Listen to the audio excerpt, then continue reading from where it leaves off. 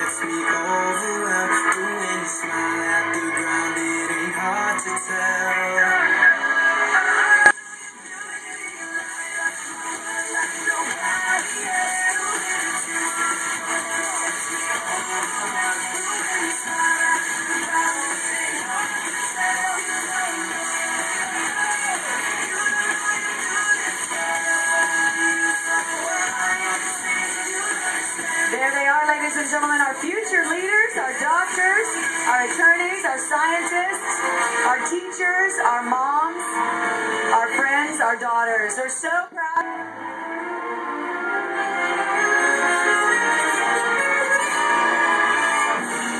Just want to remind you tonight, our winner, well, she's headed to Hollywood. Two of these young ladies will take home with her the $1,000 cash award. She's off to Hollywood where she has the chance to compete for the national pageant for her age division. National sponsor fees, those are paid for. Her airfare to the pageant is paid for. Tickets for two to Disneyland and tickets for two for the Hollywood Walk of Fame tour. Ladies, who's it going to be? Audience, you got a favorite?